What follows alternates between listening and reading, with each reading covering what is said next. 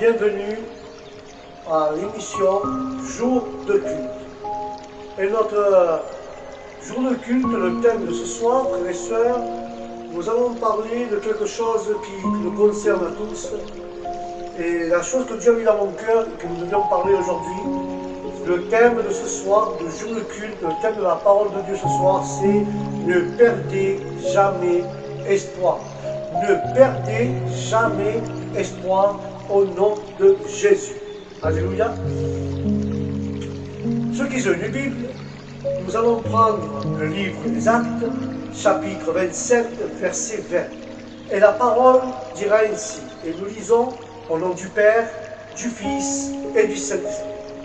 Et la parole de Dieu dit ainsi, frères et sœurs, pendant plusieurs jours, nous n'avons vu ni le soleil, ni les étoiles. La tempête était si violente que nous n'avions perdu tout espoir d'être sauvés. Alléluia. Quand Paul parle de cela dans ce chapitre des Actes 27, avant cela, frères et sœurs, avant qu'arrive cette tempête, Paul avait déjà fait 3 voyages. Il avait fait 3 voyages très importants que nous appellerons les 3 voyages missionnaires. Et ces 3 voyages missionnaires de Paul, dans ce dernier voyage qu'il entreprend, ce n'est pas un voyage qu'il voulait faire, frères et sœurs. Il avait demandé à être jugé par César à Rome. Paul essayait de se défendre. Il l'accusait à Jérusalem où certains juifs d'Asie le détenaient et quand Paul quittait le temple, ils l'attrapèrent et lui dirent à Paul. Et à Paul, il avait attrapé et lui dirent, ce Paul enseigne contre toi et enseigne contre loi et notre temple. Il enseigne contre la loi et contre notre temple. Il amène des païens dans notre temple. Ils ont essayé de le tuer. Ils l'ont mis en prison et il a été jugé à plusieurs reprises. Et il a dit, je veux être jugé à Rome. Mais poursuivant l'histoire du verset 14, en verset 14 il dit, mais peu de temps après, un vent fort frappa le navire, ce vent commença à battre le navire, et dans le verset 15 à 20 ils disent, et le navire fut emporté et ne put mettre la tête du navire au vent, on s'y abandonnait et on le laissait l'emporter. Voilà pourquoi Paul était dans ce bateau, dans ce navire, il partait à Rome pour être jugé des accusations qui faisaient contre eux, contre leur roi au temple. Mais là, il y a un mauvais problème. Le mauvais problème est sans soleil ni étoile pendant plusieurs jours, la parole dit. Et, harcelés par une tempête non négligeable, alors nous avions déjà perdu tout espoir d'être sauvés. Ne pas avoir le soleil décourage, frères et sœurs. Ne pas voir le soleil pendant plusieurs jours amène la solitude dans nos cœurs. Le soleil nous apporte la direction, la chaleur, la lumière. Mais la Bible dit que pendant plusieurs jours, ils ne purent pas voir le soleil. Imaginez à quel point cette tempête était sombre et ils ne pouvaient même pas voir le soleil. Des fois, frères et sœurs, nos vies sont sombres, sans soleil, dans les ténèbres. Et nous devons nous battre et accepter la lumière du soleil de justice, appeler Jésus, pour éclairer nos vies. Des fois, la parole de l'Évangile est comme ce soleil que nous vivons dans l'obscurité, nous vivons dans les ténèbres, tout ce qu'on voit, on le voit mal, c'est noir dans notre intérieur. Mais si nous laissons un rayon de la parole de Dieu rentrer dans notre cœur, notre âme et notre conscience, alors il va nous éclairer, il va nous donner l'espoir, il va nous éclairer et voir ce qui ne va pas en nous. Alléluia. Et parfois, frères et sœurs, dans nos vies, nous serons à des époques où il semble que nous ayons déjà ce que nous cherchions, mais soudain, une tempête nous frappe si fort que maintenant, nous ne savons plus quelle décision prendre, nous ne savons plus dans quelle direction nous étions et où on va, là où on n'a plus le soleil. Nous savons quelle direction prendre, où c'est qu'on va, quelle direction nous allons prendre, ou quelle direction nous étions, car là où on va, il n'y a plus de soleil. Il n'y a plus de soleil, il n'y a plus de guide, parce que le soleil, c'est un guide. Mais comme un guide, il ne pouvait plus voir les étoiles pour les guider. Et pour la navigation, les étoiles sont très importantes pour que le navire soit guidé. Et ne voyaient ni le soleil, ni les étoiles. Ils étaient à la dérive, frères et sœurs. Ils étaient à la dérive. Amen. Mais laisse-moi te dire quelque chose. Il y aura des moments dans notre vie, frères et sœurs, où nous ne saurons plus où nous tourner. Nous ne saurons plus où aller, où nous tourner. Quelle direction on va prendre? Peut-être que tu sais déjà où tu vas. Il semble que Dieu te donne ce que tu cherches, mais soudain, un très gros problème survient lorsque tu dis « je ne sais plus quoi faire ». Mais la Bible dit « nous avons déjà perdu tout espoir d'être sauvés ». Alléluia. La Bible dit qu'ils ont perdu tout espoir d'être sauvés, frères et sœurs. Peut-être que cette nuit-là, ils disaient, nous n'allons plus le faire, nous allons mourir, nous n'avons plus rien à faire, nous allons périr. Mais personne n'a sûrement survécu à cela. Nous y allons mourir. Mais la Bible dit, la parole de Dieu nous avertit, nous avions perdu tout espoir. Pas un espoir, tout espoir. Mais tout espoir. Je veux vous dire, frères et sœurs, ne perdez jamais espoir. Car perdre l'espoir est bien pire que perdre un bras, une jambe, ou votre santé, ou votre travail. Quelqu'un un jour a dit, vivre sans espoir, c'est avoir été vaincu. Perdre espoir, c'est perdre la foi, perdre le cœur, perdre la confiance en Dieu. Beaucoup, frères et sœurs, beaucoup d'entre nous, et beaucoup de personnes chrétiennes et non chrétiennes, comme des pasteurs, beaucoup de monde, ont perdu l'espérance, ont perdu l'espoir. Je me laisse amener par le mal, je me laisse naviguer par le mal, je me laisse amener comme la vie le veut, je me laisse emporter, je me laisse gérer. Je m'en fous de tout, la décision que je dois prendre. Je m'en vais, je vais laisser que le vent me mène où il veut. Il se passe ce qui se passe.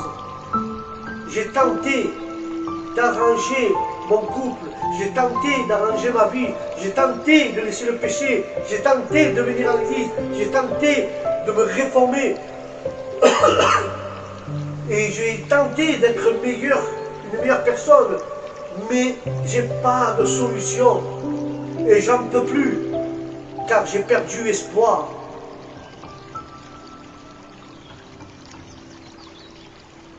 J'ai perdu espoir.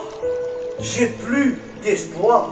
Des fois nous posons ces questions, frères et sœurs. Nous perdons l'espoir. Mais lorsque nous perdons espoir, nous nous laissons vaincre. On continue, frères et sœurs. Beaucoup placent leur espoir dans leur argent, mais l'argent s'épuise beaucoup. Et il y a des gens beaucoup de gens placent leur espoir dans les gens, mais les gens échouent. Beaucoup placent leur espoir dans les choses matérielles, mais tout cela que vous voyez finira un jour. Et beaucoup mettent leur espoir dans un billet de loterie. Beaucoup mettre un espoir dans un billet de loterie. Mais maintenant, je vais acheter ce billet qui va me sortir tous mes problèmes de la pauvreté.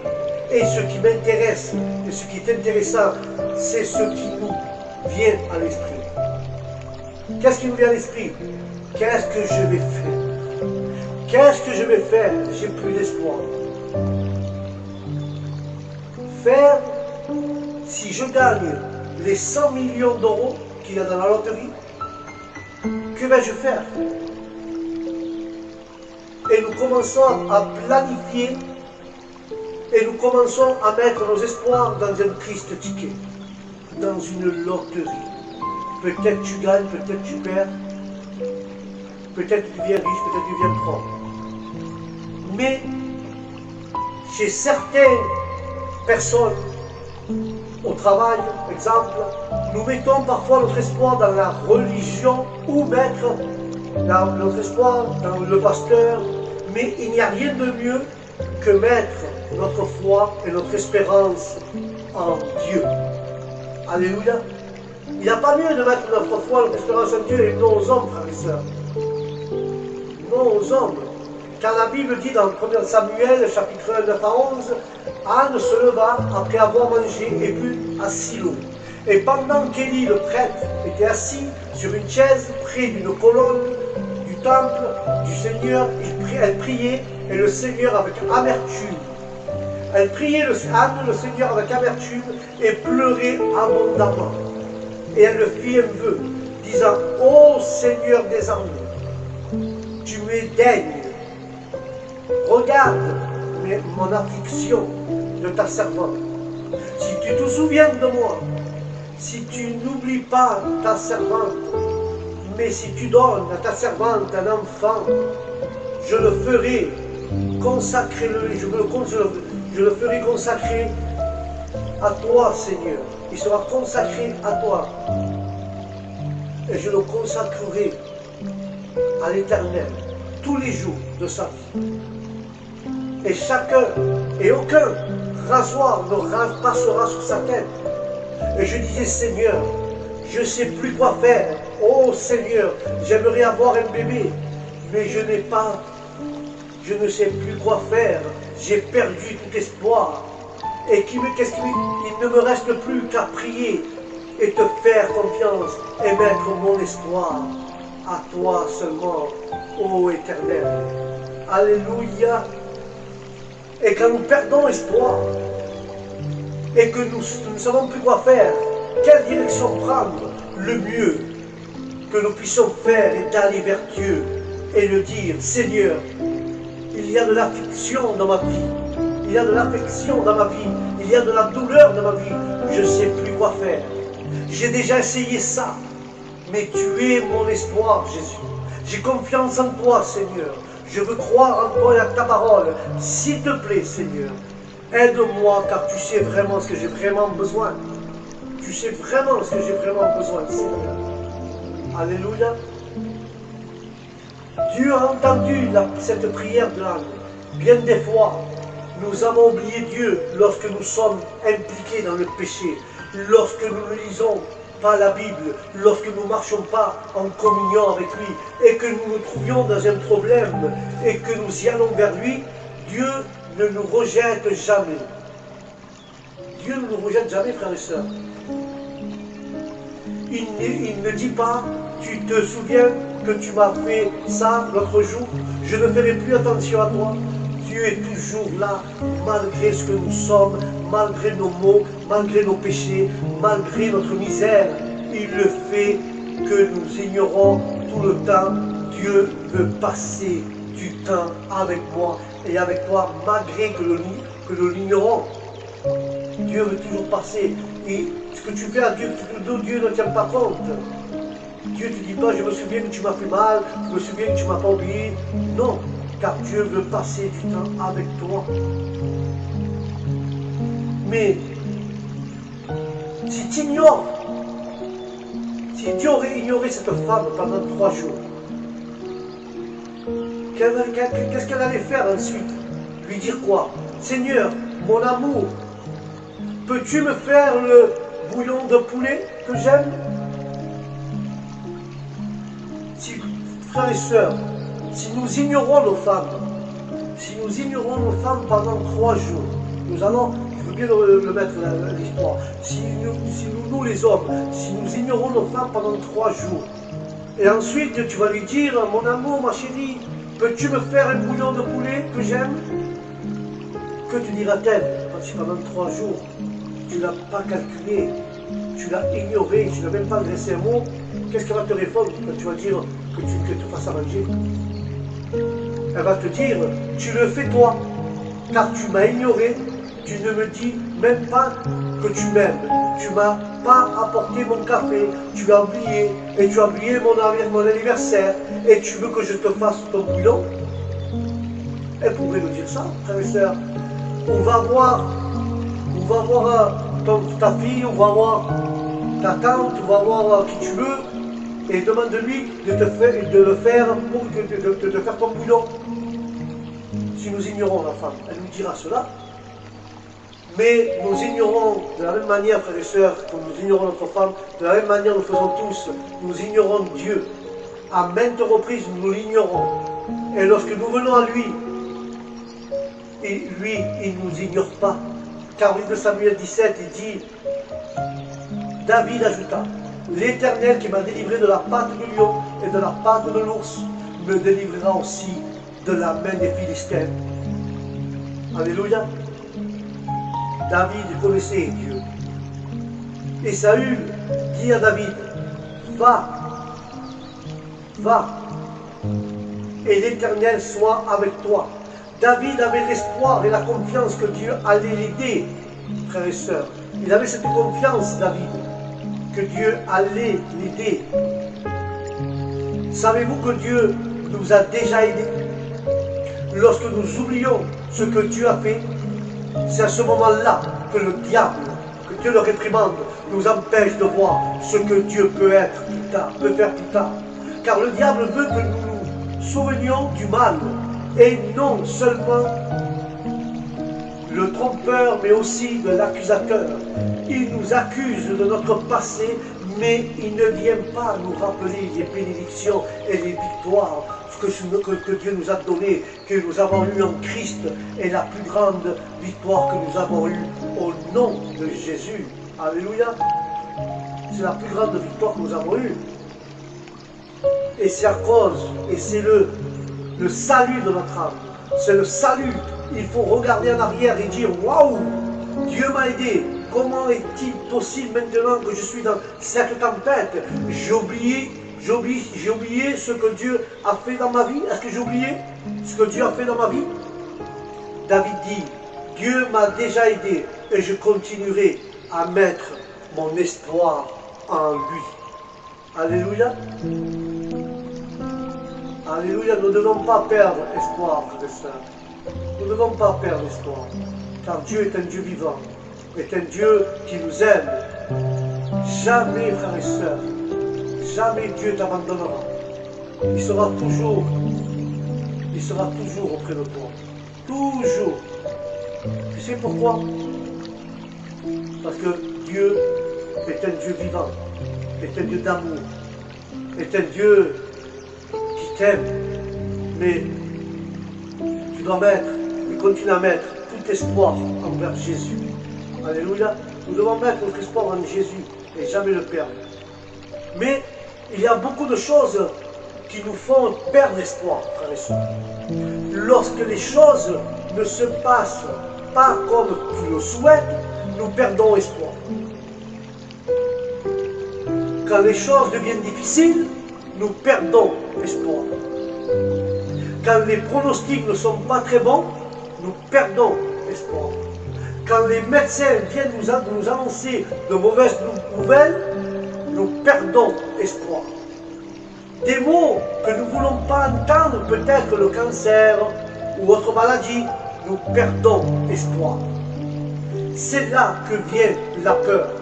La peur de l'avenir, c'est là que viennent les doutes. Est-ce que Dieu m'aime vraiment? Se pourrait-il que Dieu ne m'aime pas? Pourquoi cela m'arrive à moi? Pourquoi cela m'arrive à moi, frères et sœurs? Et le diable, quand Dieu le réprimande, il dit, Dieu ne t'aime pas, il t'a déjà oublié. Cette personne que vous détestiez va mieux regarder, il va mieux la regarder que vous. Vous êtes malade, vous avez perdu votre emploi, regardez votre mariage, vos enfants, l'entreprise que vous vouliez démarrer, tout va mal pour toi. Et nous commençons à entendre les mensonges du diable. Qu'est-ce qui vous fait perdre espoir? Les mensonges du diable. Problème, mauvaise nouvelle, lorsque nous comparons nos vies avec les autres, lorsque nous ne sommes pas à quand nous ne sommes pas à l'église, lorsque nous ne lisons pas la Bible ou la parole de Dieu. Et la parole de Dieu dit que la foi passe par la lecture de sa parole. Et si nous ne lisons pas sa parole, nous allons oublier ce que Dieu peut faire. Alléluia. Si nous ne lisons pas sa parole, nous allons oublier ce que Dieu peut faire.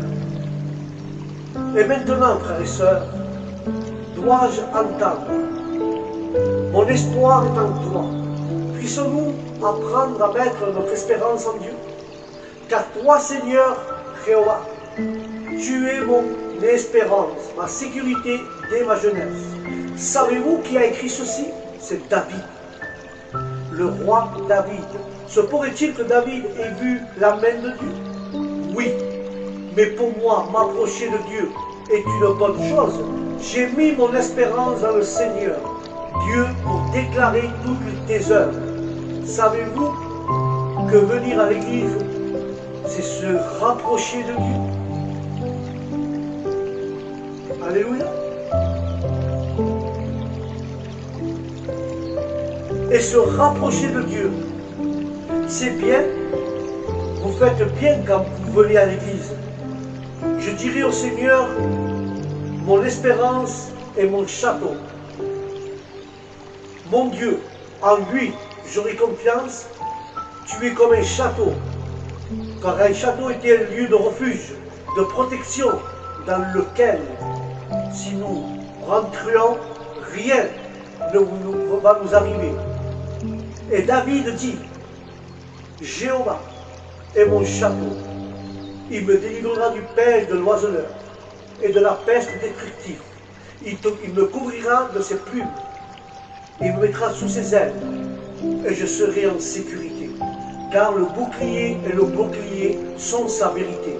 Vous n'aurez pas peur de la terreur nocturne. Sur ce bateau, ils avaient perdu espoir et la peur les envahissait. Frères et sœurs, dans ce bateau, la peur les envahissait. Alléluia. Mais je te pose une question un peu bête. Quelle peur t'envahit en ce moment, frères et sœurs? Quelle est ta peur qui t'envahit? Dis-lui au Seigneur. Quelle est ta peur? Mais nous ne devons pas prendre espoir.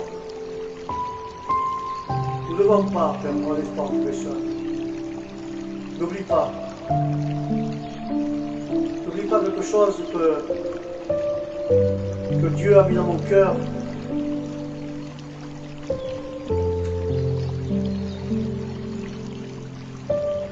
Sur ce bateau, ils avaient perdu l'espoir. La peur les avait envahis.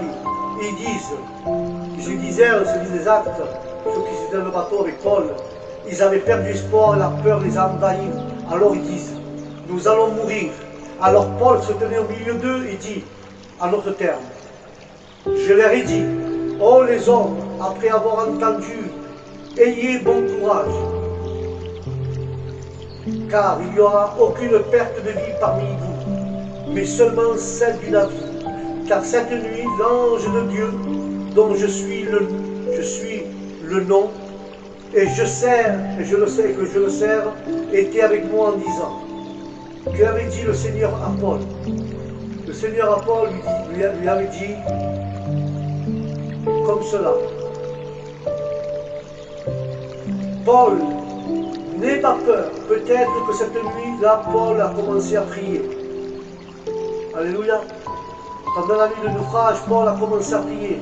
Seigneur, nous avons perdu tout espoir. Si tu veux nous amener au ciel, c'est bien, mais il y a encore 273 personnes qui ne croient pas en toi, qui ont besoin d'être sauvées. Et je sais que seul Christ sauve, et nous allons bien, parce que nous savons que nous allons au ciel directement, nous. S'il te plaît, fais quelque chose. Alors Dieu apparu, lui dit, Paul, n'aie pas peur. Paul était conscient, frères et sœurs. Je vais conclure avec cela. Paul était conscient que lui qui était converti, lui qui avait intégré sa vie, il avait donné sa vie à Dieu, s'il avait naufrage, il allait mourir, il savait qu'il partait au ciel. Mais là, nous voyons la miséricorde de Paul. Il disait, Seigneur, tu sais qu'il y a 273 personnes qui ne croient pas en ta parole, qui ne te connaissent pas, qui ne croient pas. Donne-leur une opportunité pour que tu puisses les sauver et partir avec moi au ciel. C'est pour ça que Paul acclame et prie le Seigneur, car les gens n'avaient perdu espoir, ils savaient qu'ils allaient mourir, mais ils ne connaissaient pas Dieu. Alors Dieu lui a apparu à Paul, lui a dit, n'aie pas peur. Ce sont les mots dont nous avons besoin aujourd'hui, frères et sœurs. Frères, n'aie pas peur. Sœurs, n'aie pas peur. N'aie pas peur de l'avenir, car l'avenir est entre les mains de notre Créateur. Il a un plan pour toi dans ta vie. Il a un plan pour moi dans ma vie. Et Paul lui dit, Dieu lui dit à Paul, n'aie pas peur encore une fois. Et c'est pourquoi, c'est pourquoi il dit aux hommes, Paul dit aux hommes, prenez courage, parce que j'ai confiance en Dieu, que ce sera comme Dieu me l'a dit. Sais-tu ce que c'est le passé? Non. Sais-tu ce qui s'est passé, frères et sœurs, quand Paul a prié de cette manière, qu'il a déposé la confiance en Dieu, qu'il a demandé à Dieu pour ces gens, pour ces passagers? Alors Dieu lui a dit, sais-tu ce qui s'est passé? Alors il dit non. Et il lui répond, les 276 personnes qui ont été sauvées, Dieu leur a donné une autre chance. Dieu est venu et leur a dit, n'ayez pas peur, je suis avec vous. Ne perds jamais l'espoir en Jésus. Car Jésus est notre espérance. Jésus est notre confiance, notre refuge. Ne l'oublions pas au nom de Jésus de Nazareth. Voilà, frères et sœurs, jour de culte, ne perdez jamais espoir. Ne perdons jamais espoir. Faisons-lui confiance en Dieu, frères et sœurs. Faisons-lui confiance en Jésus. Ne perds pas espoir, frères et sœurs. Car Dieu te dit de ne pas perdre espoir aujourd'hui. Alléluia, ne perdons pas espoir. Mets ta confiance en Dieu. Mets tes problèmes en Dieu, car Dieu te donne une opportunité. Toi qui ne le connais pas, Dieu te donne une opportunité de nouvelles chances, que tu puisses donner ta vie, que tu puisses accepter Jésus dans ton cœur et tu puisses partir avec le salut dans ton cœur. Parce qu'il y a des gens qui ont des problèmes, ils se rappellent de Dieu, mais les gens qui ne connaissent pas Dieu, les gens qui ne croient pas la parole, ils font comme ces hommes-là, ils vont dire nous allons mourir, nous n'avons plus d'espoir. Alors Paul, lui, il était là en train de prier, de mettre sa confiance en Dieu, dire Seigneur, moi si je meurs, je m'en vais au ciel, mais eux, les 276 qu'il y a là, Seigneur, ils ne te connaissent pas, ils ne croient pas en ton pouvoir, ils ne croient pas au salut, ils ne croient pas à ta parole, donne-lui une chance, donne-lui l'espoir. Et Dieu a dit, n'aie pas peur, Paul, n'aie pas peur, il n'y a que le navire qui va périr, mais toutes les vies seront sauvées. Alors Dieu a donné une chance pour que ces vies se convertissent, et Dieu te donne la chance pour que ta vie, au milieu des problèmes, au milieu des difficultés, au milieu des choses que tu passes, que tu crois que tu es perdu, que tu vas mourir, le plus gros problème que tu peux avoir dans ta vie, Dieu te donne l'opportunité, même que tu ne crois pas, mais Dieu te donne l'opportunité, que tu acceptes sa parole, que tu crois en Jésus et que tu mettes ta confiance. Et ainsi, Dieu te donne la chance d'être sauvé et faire partie des saints, quand Dieu viendra, que nous serions tous dans les cieux, tous ensemble, au nom de Jésus. Alléluia. Toi qui viens m'écouter, je t'invite à donner ton cœur à Dieu. Et pas perdre espoir au nom de Jésus. Garde l'espérance en Dieu, mets ta confiance en Dieu, crois en la parole, vas-y aux églises, écoute la parole, parce que la foi vient de ce qu'on entend, c'est la parole de Dieu. Alors toi, qui ne crois pas encore en Dieu, je t'invite à croire ce soir. Dieu t'a parlé dans ton cœur. Et je t'invite ce soir à que tu dises, Seigneur, je veux te recevoir dans mon cœur comme mon sauveur, comme mon maître, comme mon roi. Seigneur, merci pour l'opportunité que tu me donnes, pour la chance que tu me donnes de pouvoir me sauver. Je te remercie pour ton sacrifice, Seigneur, car seulement toi, je peux déposer mon espoir, ma confiance et te donner ma vie, mon cœur et toute ma maison. Amen. Ainsi, Dieu te sauvera si tu crois et tu te donnes ta vie à Dieu. Alléluia. Voilà, frères et sœurs, sur ce, je vous dis au prochain programme du jour de culte, que la bénédiction de Dieu soit avec vous tout le temps, que Dieu vous bénisse de grande manière, que la paix de Dieu soit avec vous où que vous soyez, dans vos maisons, dans vos familles, même dans votre travail, que la paix de Dieu soit avec toi. Et je vous dis au prochain programme, jour de culte, et je vous dis que Dieu vous bénisse. Shalom.